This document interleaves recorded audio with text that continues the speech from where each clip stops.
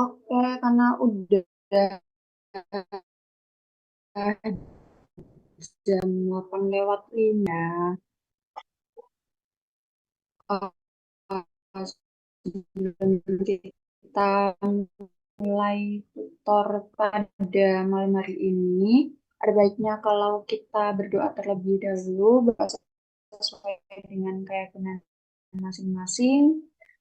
Oke, jadi minggu ini sengaja emang online karena ada pemberitahuan kalau misalkan kita nggak bisa tutor offline sampai malam lagi. Nah, jadinya aku masih kesulitan buat ngatur jadwal supaya kalian dapat offline semua. Tapi karena minggu ini kebetulan kita nggak ada hands on buat tutorial karena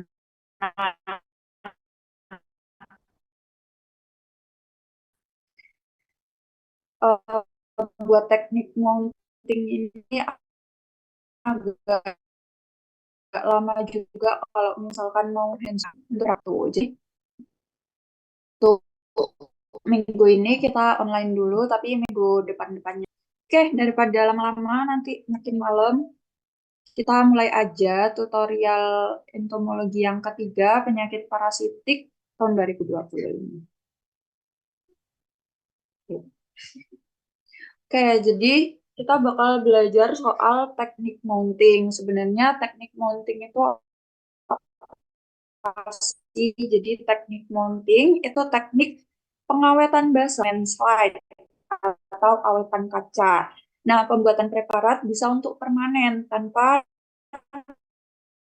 dan dengan pewarnaan dan semi permanen. Mounting yang dipakai untuk membuat preparat permanen yang difiksasi dengan cover glass itu bisa dengan pewarnaan, tapi bisa juga tanpa pewarnaan. Nah, yang tadi kita lakukan waktu praktikum itu teknik yang tanpa pewarnaan. Kenapa kok tanpa pewarnaan, Kak? Kenapa kita nggak coba sama pewarnaan? Karena teknik pewarnaan itu butuh waktu yang lebih lama lagi, karena kita harus nunggu warnanya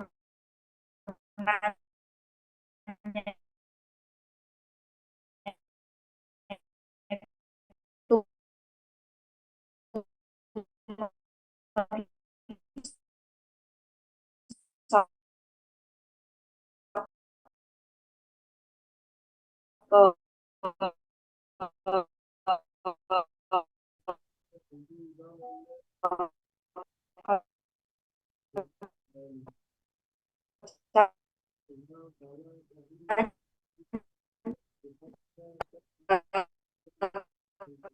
sorry.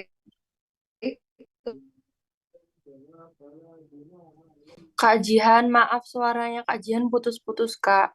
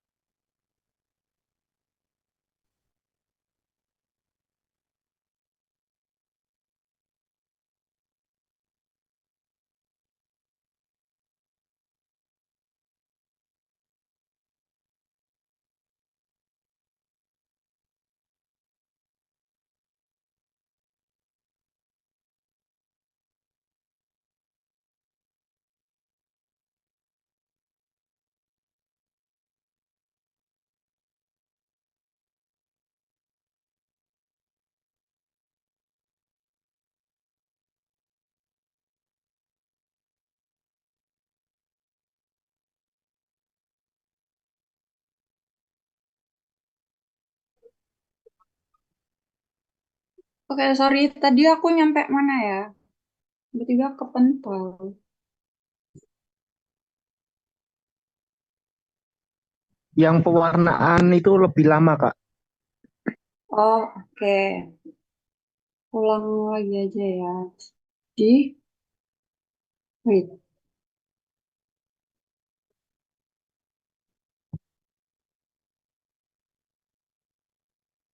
Oke, jadi untuk teknik pembuatan preparat yang secara permanen dengan pewarnaan itu memang waktunya lebih lama karena kita harus clearing dulu di menipiskan si kutikula atau kitinnya dari parasitnya. Habis itu kita fiksasi dan kita kasih pewarnaan gitu. Jadi untuk praktikum itu akan memakan waktu yang lebih lama gitu. Tapi nanti tetap aku jelasin gimana teknik pewarnaan, teknik mounting dengan pewarnaan. Oke, tujuannya teknik mounting itu untuk mengawetkan serangga yang ukurannya relatif kecil dan lunak serta mempunyai kutikula yang tidak terlalu tebal. Contohnya kutu, pinjal, caplak, dan lain sebagainya. Oke. Nah, alat dan bahan yang diperlukan untuk teknik mounting, yang pertama itu ada Petri dish, fungsinya untuk meletakkan alkohol bertingkat dan juga cairan yang nantinya akan digunakan untuk dehydrate si parasitnya itu. Kemudian ada objek glass. Nah, objek glass itu untuk meletakkan parasit yang sudah melalui teknik yang sudah melalui proses clearing tadi. Terus nanti akan ditutup dengan cover glass. Kita pakai pinset juga untuk mengambil si parasitnya dan nantinya akan diamati di bawah mikroskop. Kemudian kita perlu stiker label juga. Masih sama urutan labelingnya kayak yang kemarin, minggu kemarin. Jadi ada parasitnya, spesies parasitnya, kemudian di bawahnya ada nama hostnya, hewannya apa, dari mana kalian dapat itu, kemudian ada tanggal kalian koleksinya, dan juga ada tempat kalian koleksi. Jadi mungkin kemarin aku salah ngomong ya ke salah satu kelompok dari kalian kalau uh, tempat koleksinya itu di mana kalian ambil parasitnya. Yang benar tuh di mana kalian dapat hewannya itu. Jadi misalkan kalian dapat kucing itu di lingkungan FKH ya tulis aja di FKH UNER gitu. Kalau di pasar mana. Oke. Next, ada ether atau kloroform, masih sama fungsinya buat membunuh si parasit ini dengan diberi uap atau diberi udara dari ether, atau bisa juga dioleskan secara langsung ke tungau atau caplaknya. Next, ada KOH 10%. Nah, KOH 10% ini fungsinya juga untuk mengikis lapisan kitin atau kutikula dari parasitnya, untuk clearing juga nantinya, dan kanada balsam untuk merekatkan cover glass dan objek glass. Alkohol bertingkat 30%, 50%, 70%, 95%, dan 96%. Itu fungsinya untuk dehidrasi, jadi mengeluarkan cairan-cairan dari dalam tubuh si parasitnya. Jadi nanti pengawetannya bisa tahan lebih lama. Terus silol ini fungsinya untuk fiksasi, jadi fiksasi parasitnya itu, dan asid fusin ini yang akan digunakan untuk pewarnaan. Oke, next langkah kerja teknik mounting. Jadi yang pertama, kutu dimatikan dengan ether atau kloroform. Kemudian ambil serangga yang sudah mati dan masukkan ke dalam tabung berisi KOH 10% selama 1-10 jam atau panaskan pada air mendidih sampai pigmennya terlihat transparan.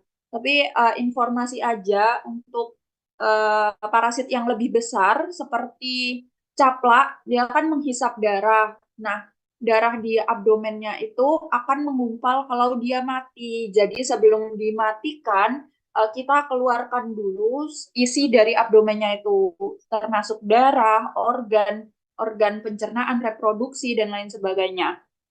Tujuannya apa kok perlu dikeluarkan semua isi abdomennya? Agar nanti proses clearingnya, proses perebusannya itu nggak memakan waktu yang lebih lama. Selain itu juga nggak akan merusak organ dari si parasit itu ketika nanti proses-proses selanjutnya gitu. Karena kalau dia sudah mati, kemudian kita baru keluarkan, itu biasanya organnya akan rusak, jadi abdomennya itu akan pecah gitu.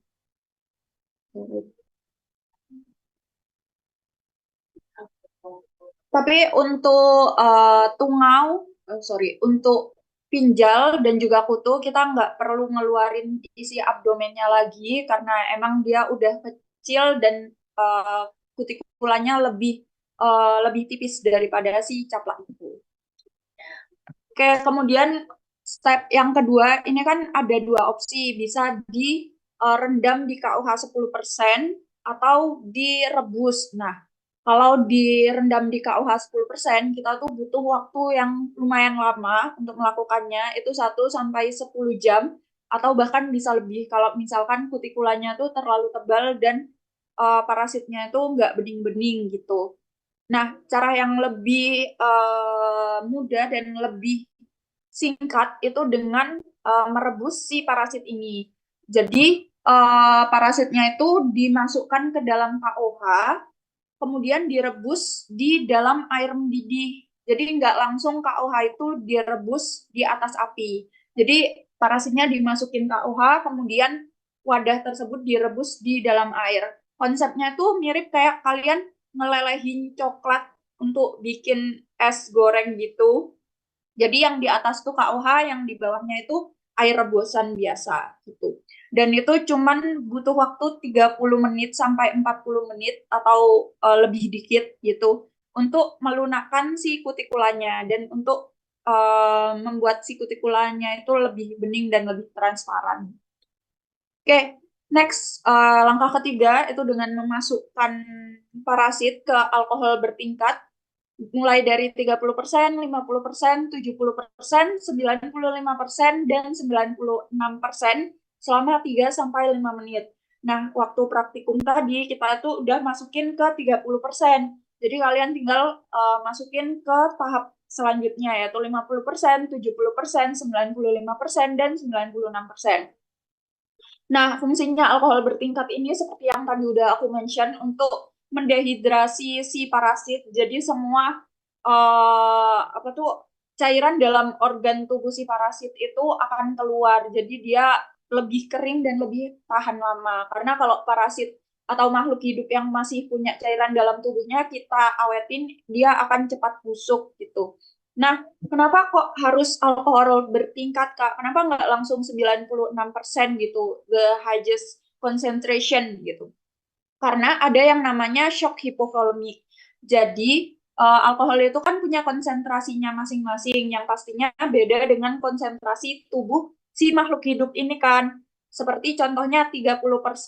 30% alkohol itu terdiri dari 30% alkohol 96% dan 70% aquades. Jadi konsentrasinya itu tergolong rendah karena kandungan aquadesnya tinggi. Berbeda dengan 96%, dia konsentrasinya tinggi karena berisi purely 100% alkohol dengan kandungan 96% gitu. Jadi kalau misalkan kita langsung taruh di alkohol yang konsentrasinya tinggi, nanti si parasit ini bakal mengalami shock hipovolemik, di mana cairan tubuhnya itu akan keluar secara cepat dan itu akan membuat si parasit ini mengecil dengan terlalu cepat gitu loh dan mengkerut sehingga apa namanya struktur tubuhnya untuk mengidentifikasi itu tidak jelas dan jadinya rusak. Tuh. Selanjutnya kita memasukkan itu ke dalam campuran alkohol dan silol untuk fiksasi selama 5 menit. Nah, jadi ada transisinya gitu, nggak langsung dimasukin ke silol karena lagi takutnya nanti terjadi shock hipovolemik. Jadi kita campur dulu alkohol dan juga silol, perbandingannya 1:1. Jadi misalkan kalian pakai 100 ml alkohol silol, 50%-nya alkohol dan 50%-nya silol. Untuk alkohol yang digunakan, itu campuran ini menggunakan alkohol 70%. Ini cuma informasi aja sih. Terus setelah didiamkan 5 menit di dalam campuran alkohol dan silol, kita baru bisa masukkan itu ke silol yang purely silol 100% selama 5 menit untuk fiksasi si parasitnya. Nah, setelah itu, kita letakkan serangga pada gelas objek atau objek gelas, kemudian ditutup dengan cover gelas, tapi jangan lupa direkatkan dengan Canada balsam di sisi tepi-tepi si cover gelas itu, baru bisa kita identifikasi di mikroskop dengan perbesaran 40 kali sampai 100 kali. Nah, Jadi kalau misalkan udah pakai teknik mounting, kalian nggak perlu netesin KOH 10% lagi. Beda kayak yang waktu match kemarin, waktu tungau kemarin, kan habis scraping kalian masukin tuh cairan KOH ditetesin di atas objek gelasnya. Nah, kalau teknik mounting ini kalian tinggal ambil si parasitnya aja baru ditutup sama cover glass gitu. Untuk labeling, urutannya ada spesies, host, tanggal, lokasi, sama kolektornya. Jadi ketika kalian udah identifikasi, terus kalian yakin itu spesiesnya apa, tinggal labeling aja, tulis spesies, host di mana kalian ambil si parasit itu, kemudian tanggal, lokasi pengambilan hostnya, sama nama kolektornya. Oke, nah ini yang aku bilang teknik mounting dengan pewarnaan. Nah, langkahnya tuh hampir mirip, cuman ada beberapa step yang berbeda dan dihilangkan. Yang pertama, kutu, pinjal, caplak itu dimatikan dengan ether atau kloroform. Tapi sebelumnya masih sama, kalau untuk caplak dikeluarin dulu isi abdomennya, karena dia punya lapisan kutikula yang cukup tebal. Jadi kalau misalkan abdomennya itu nggak dikeluarin, darahnya menggumpal, terus dilihat di mikroskop nggak akan jelas, nggak akan kelihatan strukturnya. Kemudian ambil serangga yang sudah mati, yang udah dikasih ether dan chloroform tadi, dimasukkan ke dalam tabung KOH 10%, jadi direndam selama 1-10 jam atau lebih. Baru ini bisa gunakan dua cara, seperti tadi, direndam dengan KOH atau dipanaskan dengan KOH. Terus yang ketiga itu cuci dengan Aquades 2 kali, jadi supaya larutan KOH-nya itu hilang. Direndam dalam alkohol 95% selama 10 menit, kemudian rendam dalam asid fusin, yaitu pewarnanya 10% itu selama 30 menit. Nah, Kak, ini kenapa Kak kok nggak alkohol bertingkat gitu? Apa nggak takut hipovolemik? Nah, justru kalau di pewarnaan, untuk teknik pewarnaan ini, kita masih butuh cairan dalam tubuhnya si parasit itu. Jadi kita nggak gunakan alkohol bertingkat, itu supaya si cairannya itu masih terkandung di dalam tubuhnya. Jadi walaupun didehidrasi, tidak akan keluar dengan sempurna gitu, supaya asid fusinnya itu atau pewarnanya itu bisa nempel ke tubuh si parasit itu. Tuh. Kemudian setelah itu direndam dalam alkohol 95% selama 2 menit. Rendam dalam alkohol 95% plus silol selama 5 menit. Jadi ini masih sama konsepnya. Kenapa kok gunakan larutan alkohol dan silol untuk adaptasi? Jadi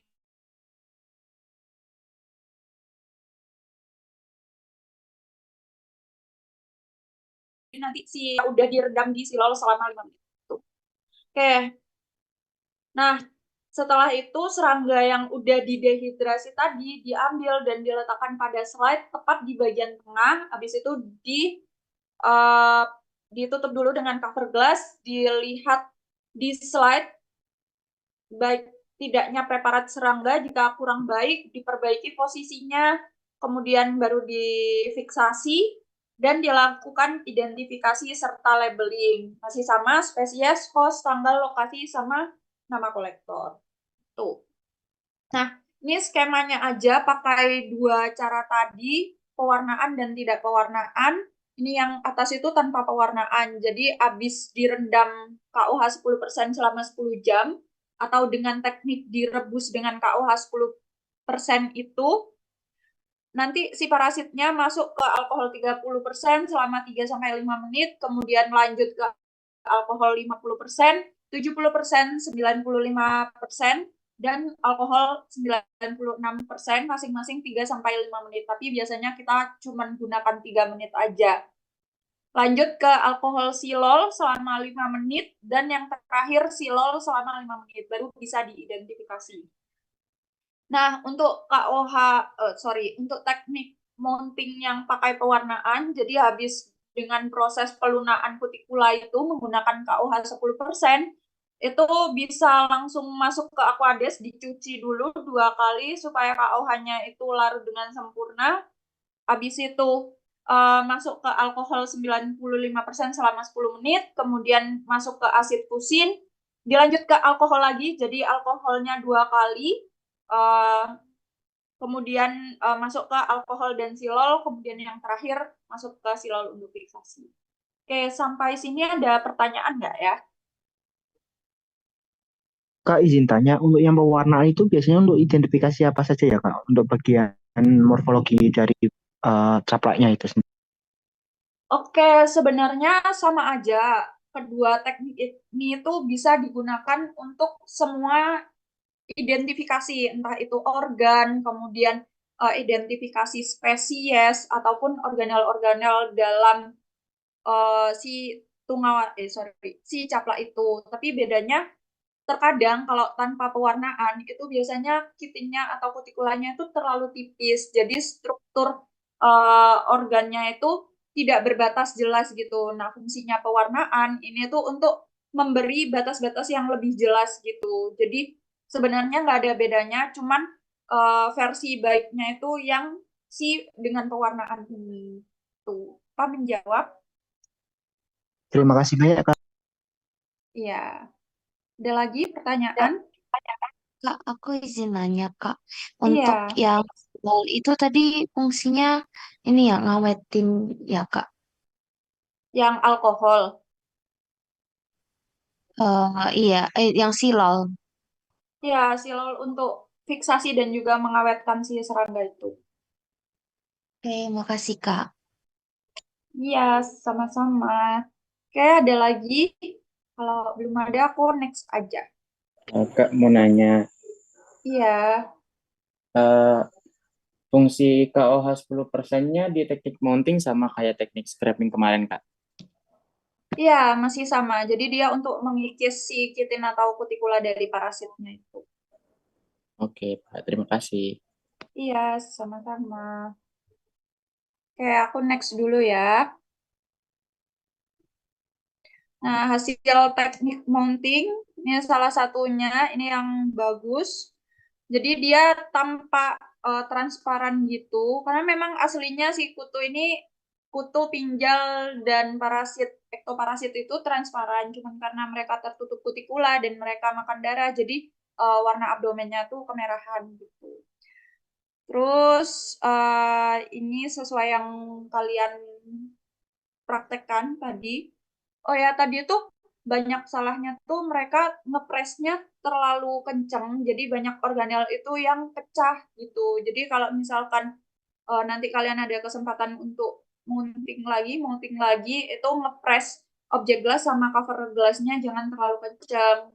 Terutama buat yang caplak ini, karena caplak kan dia lebih tebel kan gitu. Terus gunakan gloves juga. Tadi aku lihat tuh banyak yang sidik jarinya nempel di objek gelasnya sama di cover gelasnya. Jadi pas diamati itu hasilnya udah bagus, tapi karena banyak sidik jari itu jadi ngeblur gitu dan kurang oke kalau diamati. Tuh. Oke, kita lanjut ke review spesies. Ini agak banyak, 22 spesies, tapi spesiesnya masih sama kayak semester kemarin. Jadi aku singkat-singkat aja, cuman untuk review kalian. Kayak ini organel-organel dari si kutu. Jadi kutu itu kan ada kutu penggigit, ada kutu penghisap, sama kutu yang dia antara kutu penggigit dan kutu penghisap gitu kan, yang di gajah itu. Nah, ini struktur kutu penggigit, ini kutu penghisap. Oh, sorry, kebalik. Ini kutu penggigit, ini kutu penghisap.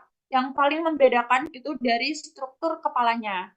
Kutu penggigit, dia kan butuh rahang atau butuh bagian mulut yang kuat kan untuk menggigit debris-debris ataupun menggigit bagian kulit dari hostnya itu. Jadi dia butuh kepala yang lebih besar daripada kutu penghisap. Jadi kalau misalkan lihat ada spesies, oh ini kepalanya besar, jadi bisa dikelompokkan dia itu kutu penggigit. Nah, nanti kutu penggigit berapa spesiesnya itu bisa diklasifikasikan lagi. Gitu. Oke, next. Nah ini membedakan betina dan jantan. Masih ingat kalau betina dia namanya apa ini?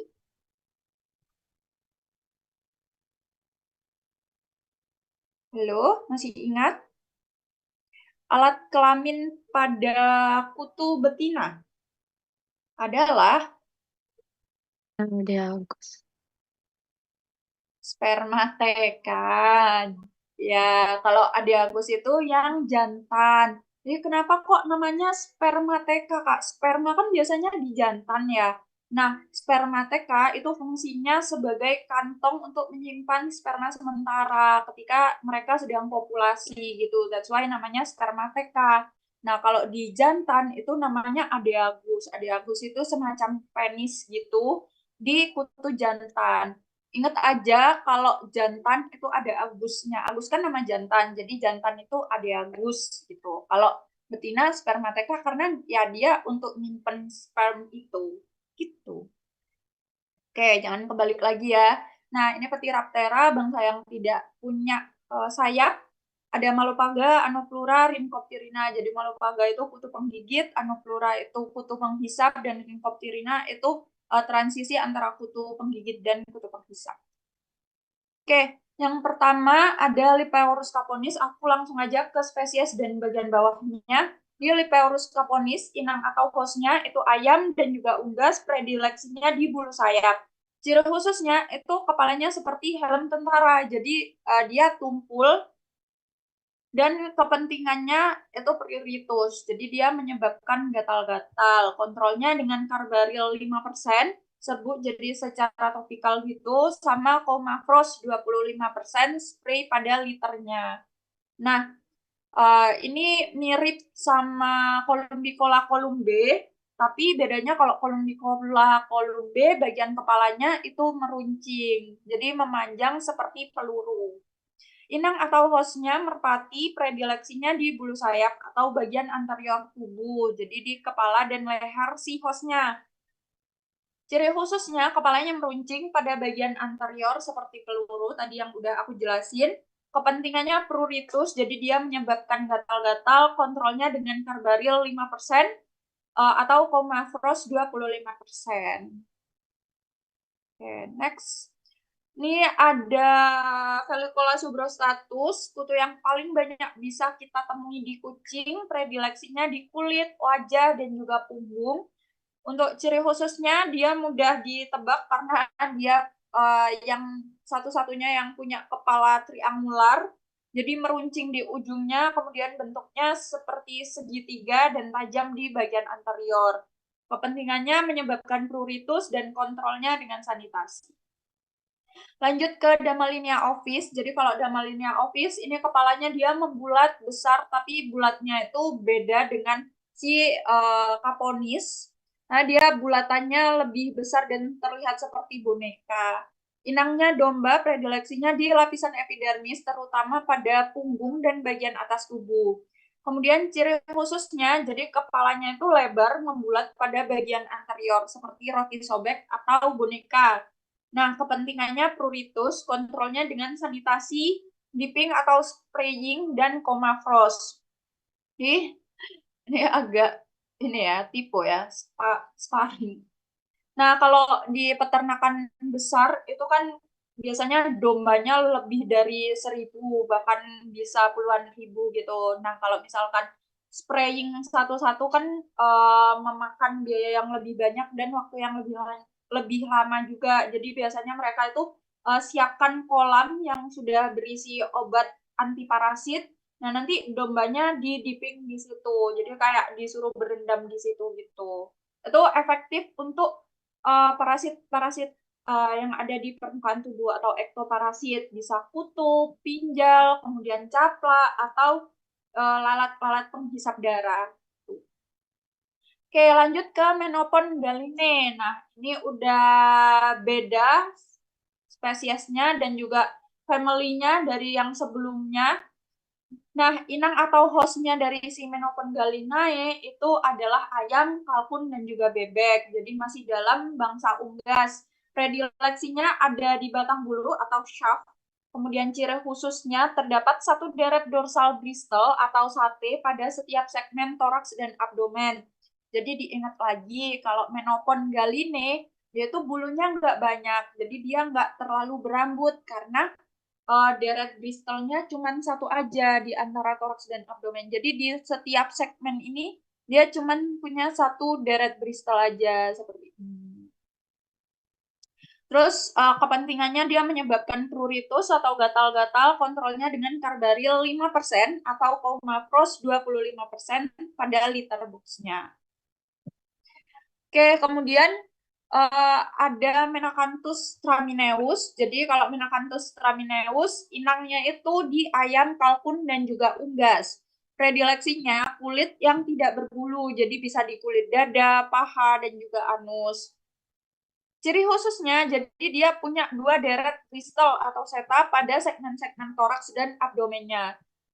Kemudian kepentingannya pruritus, karbaril, kontrolnya dengan karbaril 5% serta Comafros 25% secara spray.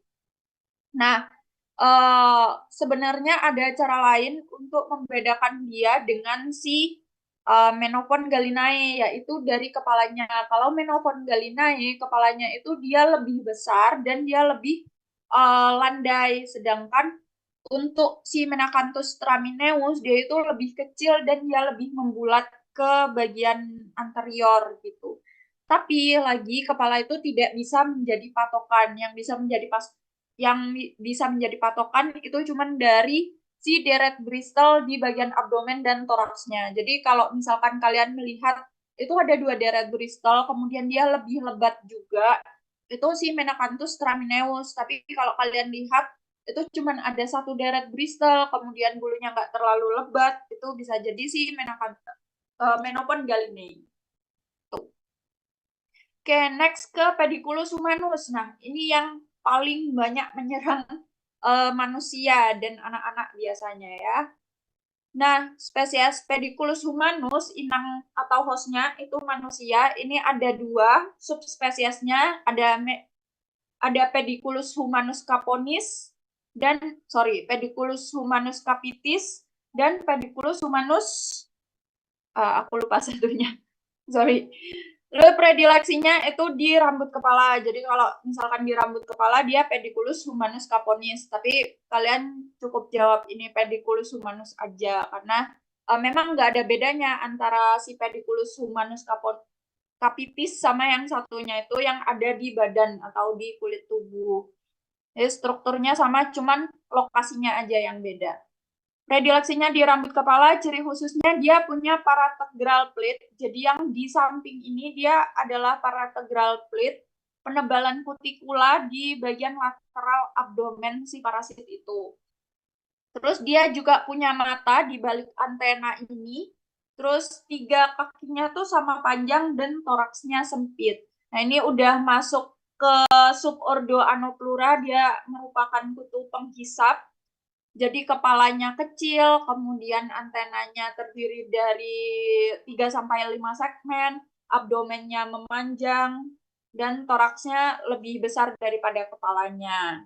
Tuh. Kepentingannya pruritus, kontrolnya dengan lindan 1% dan kebersihan badan. Tuh. Oke, ini kalau ditebak dia jantan atau betina? Jantan, Kak. Dan Iya, benar. Oke, udah pinter ya. Jantan. Nah, next ke Petirus pubis. Spesiesnya Petirus pubis, inang atau hostnya manusia, predileksinya di rambut sekitar pubis. Ini susah sekali nyarinya. Karena ya emang agak effort juga sih nyarinya si Petirus pubis ini. Ciri khususnya dia punya parategral plate. Jadi bagian penebalan kutikula di lateral abdomen ini adalah si parategral plate-nya dan dia juga punya mata. Jadi semua yang ada di manusia mereka tuh punya mata. Entah itu Pediculus humanus ataupun Petirus pubis dia punya mata. Matanya tuh seperti titik, kayak titik hitam di balik antenanya. Jadi di daerah sekitar situ. Oke. Pasang kaki pertamanya itu kecil, jadi lebih kecil dari pasang kaki kedua dan ketiga. Kemudian toraksnya lebar dan abdomennya itu hampir sama, ukurannya sama toraks. Jadi agak sulit membedakan mana yang toraks dan mana yang abdomen. Tapi untuk bilang itu toraks, itu batasnya ada di kaki yang paling terakhir. Jadi toraks itu cuman Jadi kaki si parasit itu cuman ada di bagian toraks. Jadi ini adalah bagian toraks dan ini adalah bagian abdomennya. Selain itu ada juga bentukan tuberkel. Nah, tuberkel itu alat yang digunakan untuk bernafas oleh si parasit ini. Next, kepentingannya untuk pruritus, kontrolnya dengan lindan 1% dan kebersihan badan. Lanjut ke Hematopinus euristernus, Hematopinus acini, dan Hematopinus suis.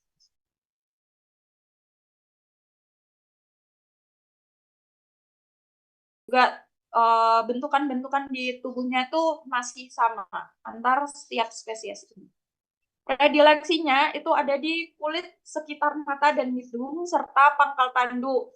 Ciri khususnya dia tidak punya mata, tapi dia memiliki parategral plate dan juga spina. Jadi yang dimaksud parategral plate itu yang ada di lateral abdomen, sedangkan spina itu dia yang ada di dorsal. Di bentukannya itu seperti duri-duri kecil. Kepentingannya pruritus, kontrolnya dengan sanitasi, spraying, dan komafros 0,06% dengan pengulangan 7-10 hari. Lanjut ke Linognathus stenopsis. Nah, si Linognathus stenopsis ini dia hostnya kambing dan dia paling tidak lengkap strukturnya. Jadi dia tidak punya mata, dia tidak punya parategral plate, dia juga nggak punya spina, dia cuman punya rambut atau seta di setiap segmen abdomennya. Jadi kalau di mikroskop dia tuh kelihatannya lebat gitu tubuhnya. Kepentingannya pruritus, kontrolnya dengan sanitasi, spraying, dan juga komafros. Lanjut ke Hematopinus elephantis dan Hematomyzus elephantis dan Hematomyzus hopkinsi. Tadi kalau elephantis ada di gajah, kalau hopkinsi itu ada di babi. Nah, predileksinya di kulit atau bulu tipis, ciri khususnya kepalanya memanjang berbentuk proboscis atau rostrum. Nah, dia kan kutub peralihan kan, jadi antara Malupaga dan Anoplura, antara kutub penggigit dan juga kutub penghisap. Jadi dia butuh struktur mulut yang melengkapi kedua jenis tersebut. Nah, kepentingannya itu dia menyebabkan pruritus dan kontrolnya dengan sanitasi. Oke, next ke Siphonaptera atau bangsa flea.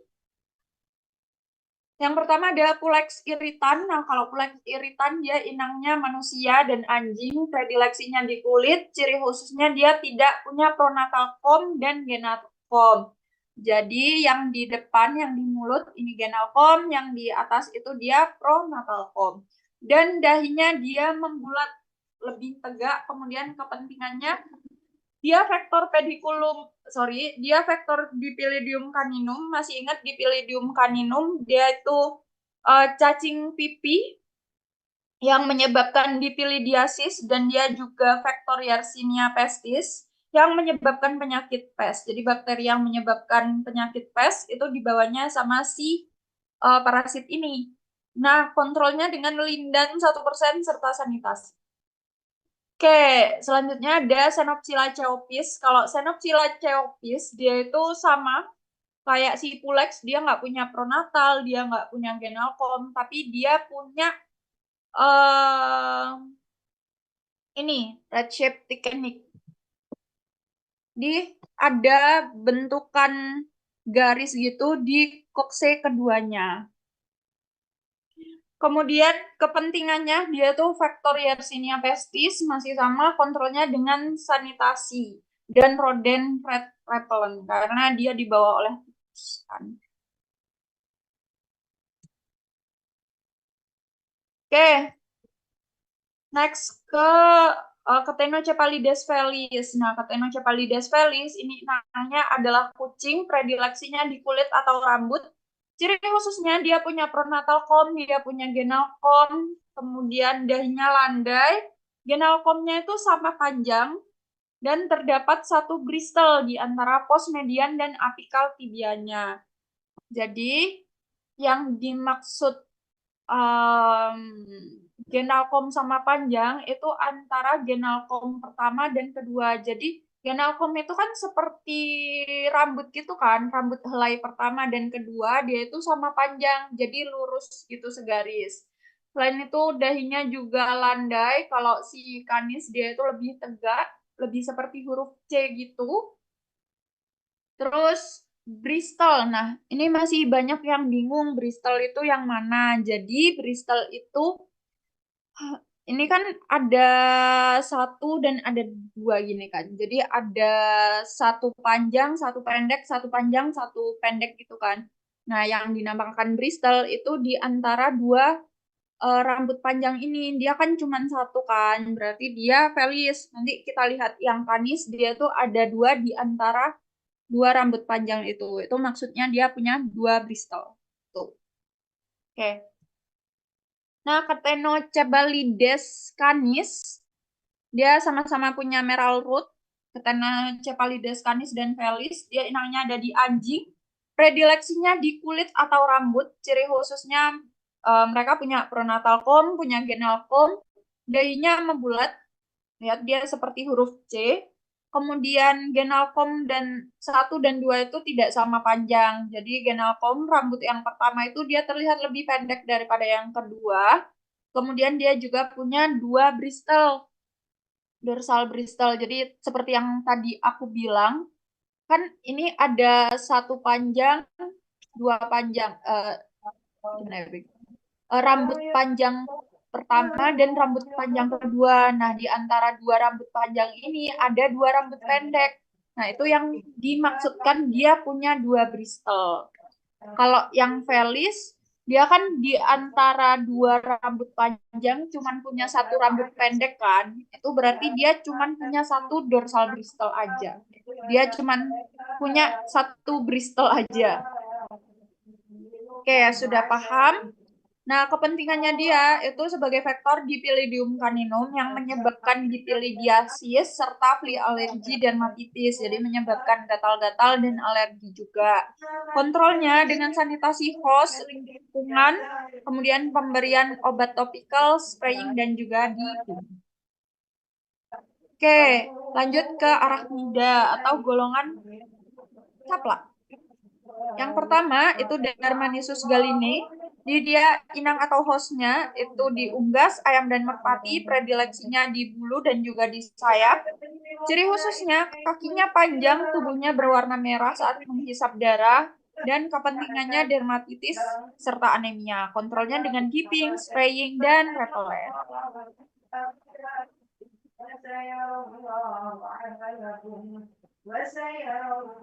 Ya, apa boleh di-mute dulu? Oke, terima kasih. Masya Allah sekali ya. Maaf ya, menyita waktu kalian untuk beribadah. Ini cepat aja selanjutnya. Oke, spesies Argas persicus. Nah, inang atau hostnya itu di ayam dan unggas. Predileksinya di sayap. Ciri khususnya dia nggak punya skutum, kemudian kapitulumnya tidak terlihat dari dorsal. Jadi diingat lagi, skutum itu lapisan kitin yang ada di bagian dorsal dari tubuh si caplak itu. Nah, skutum ini bisa digunakan untuk membedakan dia jantan atau betina. Jadi kalau jantan skutumnya itu full, kalau betina skutumnya itu cuma sepertiga dari badan si caplak itu atau dari punggung si caplak itu. Oke, kepentingannya dia menyebabkan anemia karena memang caplak itu menghisap darah dan kontrolnya dengan spraying atau dusting dengan karbaril.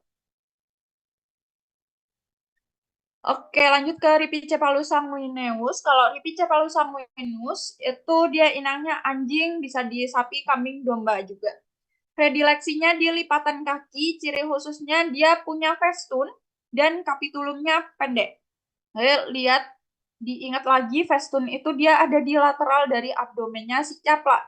Dia bentukannya kayak kotak-kotak atau gerigi gitu di samping-samping abdomennya. Faktornya dia kepentingannya dia membawa protozoa darah, Babesia, Theileria, dan juga Anaplasma. Kontrolnya dengan spray, lingkungan, serta diazinon. Selain itu, Ripicephalus dan Boophilus, dia itu mirip di kepalanya. Jadi mereka berdua itu punya kepala yang bentukannya seperti segi 6 atau heksagonal. Lanjut ke Boophilus microplus. Jadi kalau Boophilus microplus, inangnya adalah sapi, kambing, dan domba.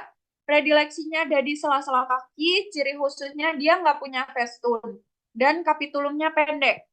Selain itu, kepentingannya untuk vektor protozoa darah, Babesia, dan Anaplasma, kontrolnya earthquake berisi insektisida. Jadi kalau misalkan kalian lihat nih di preparat, oh itu dia kalian bisa mengidentifikasikan. Yang pertama itu identifikasi dulu, itu golongan caplak, golongan pinjal, atau golongan kutu. Kalau kalian udah tahu itu caplak karena dia abdomennya bulat, kemudian dia ukurannya besar, dan kakinya ada empat pasang, itu sudah pasti caplak kan. Itu kalian yang pertama lihat kepalanya dulu. Kepalanya itu apakah membentuk heksagonal atau tidak. Kalau membentuk heksagonal, dia itu pilihannya cuma ada dua. Antara Boophilus atau Ripicephalus.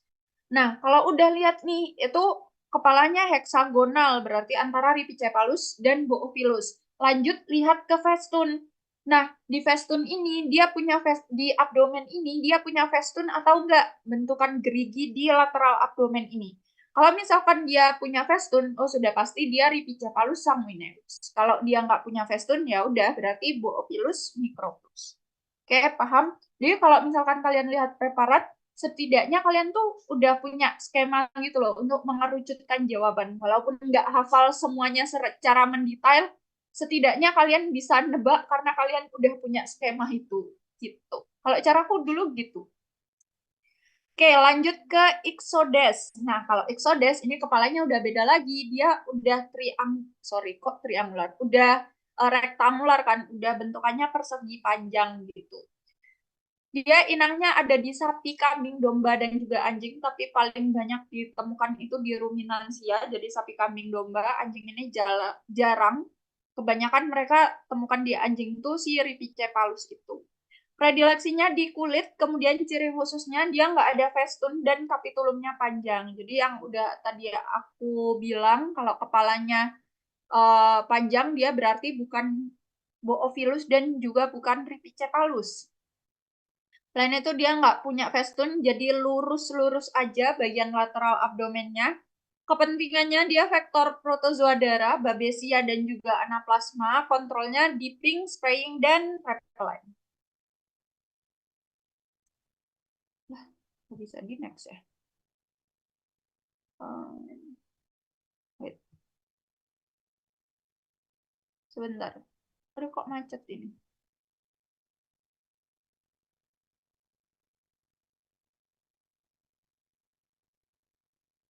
Sebentar ya, Paul.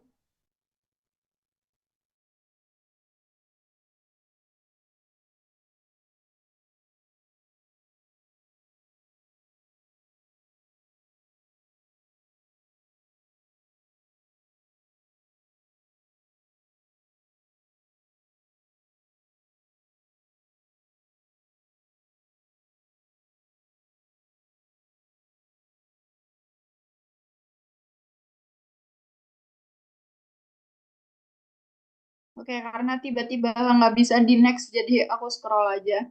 Oke, lanjut ke aponema SP. Dia tuh yang paling mudah diidentifikasi. Karena apa? Dia bentukan abdomennya bulat, selain itu kepalanya juga panjang. Nah, dia ini banyak ditemukan di reptil. Kemudian predileksinya ada di kulit. Ciri khususnya dia punya festun di bagian bawah, jadi dia punya kotak-kotak ini di bagian bawah. Kemudian kepentingannya vektor protozoa darah, jadi Babesia, kemudian Anaplasma.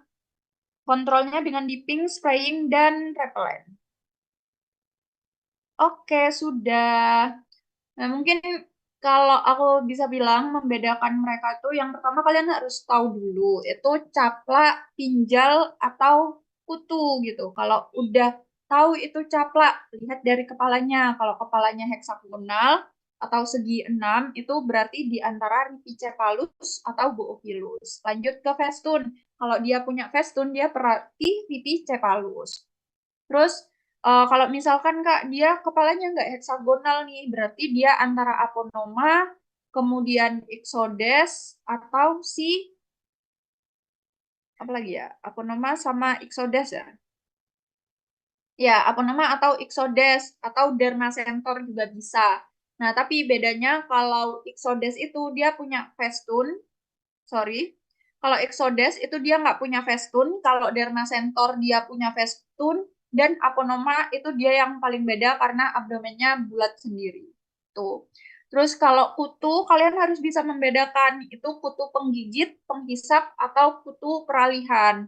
Kalau kutu penggigit kan dia kepalanya besar, jadi dia antara menopon, menakanthus, kemudian si yang ada di merpati itu, kalau misalkan kutu penghisap kan yang ada di manusia, kemudian yang ada di domba, dan seperti itu. Jadi tinggal mengklasifikasikan sesuai dengan kriterianya aja, sesuai dengan karakteristik yang paling khas.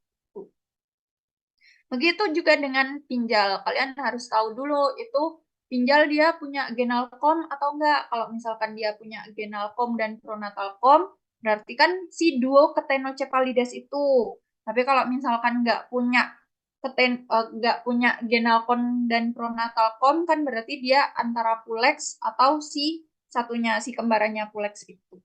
Tuh. Oke, sebelum ini sebelum aku oh ya kita nggak ada post test ya hari ini karena banyak banget, tapi mungkin aku nanti tanya satu-satu ke kalian. Nah, kita nggak ada post test, kita tanya-tanya aja. Mungkin dari penjelasanku ada yang masih belum dipahami dari teman-teman. Aku mau tanya. Iya, tanya aja. Tadi kan di Argas Persikus tuh nggak ada skutumnya kayak. Iya. Skutum tuh yang mananya ya kayak? Oke, bentar, jadi nggak ada gambarnya ya. Nah, buat Argas persicus ini kan bagian ventral ya. Bentar aku coba cari dia yang ada gambarnya. Nah, ini dia yang belum di clearing. Jadi, bentukan si sputum itu dia di bagian dorsal ini. Jadi dia tuh semacam kutikula coklat gitu loh, yang melapisi si bagian dorsal dari caplaknya. Coba aku cari di Google dulu. Tum- Aku stop share dulu. Bentar.